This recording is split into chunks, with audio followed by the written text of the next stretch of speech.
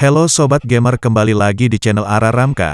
Kali ini kita akan kembali mereview game horor yang datang dari plot game Evil Nun The Broken Mask.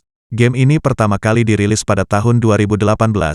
Evil Nun telah mengalami banyak perubahan dari waktu ke waktu, mulai dari versi awalnya bernama Nun, kemudian berganti menjadi Evil Nun dan Evil Nun The Horror Script, dan akhirnya berganti nama lagi menjadi Evil Nun Horror at School.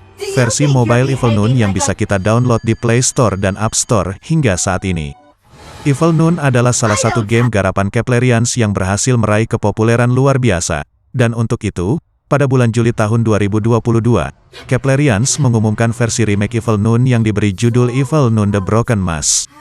Melalui versi remake yang hanya diperuntukkan untuk PC dan masih berada dalam tahap early access ini, sang developer telah melakukan perombakan pada segi grafis, puzzle, dan cutscene, membuat gamenya terasa sangat fresh dan baru.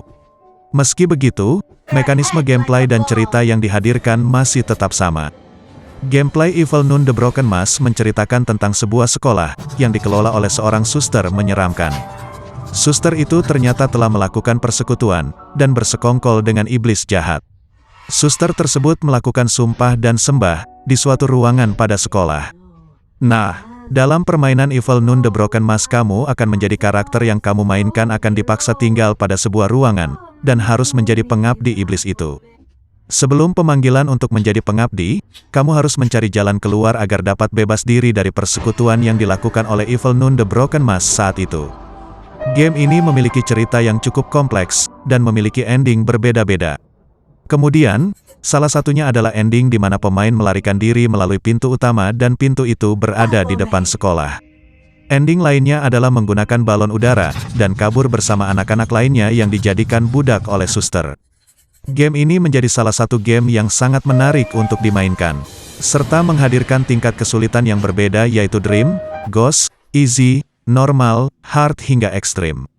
Kemudian dari setiap tingkatan, dalam permainan mempunyai peraturan dan juga reward yang berbeda-beda. Perbedaan yang mencolok adalah kemampuan dari suster dalam pergerakan ataupun inisiasi situasi sekitar. Yang uniknya dari game ini, ketika karakter ada dalam penglihatan suster, maka akan terdengar background musik yang akan membuatmu horor dan menegangkan. Dalam permainan, meskipun merasa adegan menegangkan, kalian pasti akan merasa menyenangkan saat memainkan permainan ini. Namun akan sangat menyulitkan juga karena kamu tidak bisa memberikan perlawanan kepada suster. Kamu hanya bisa mengecoh suster, dan lari menghindarinya saja. Itulah review sekilas dari game Evil Nun yang dapat kami sampaikan tentang persekutuan seorang suster dengan iblis, yang wajib kalian coba mainkan.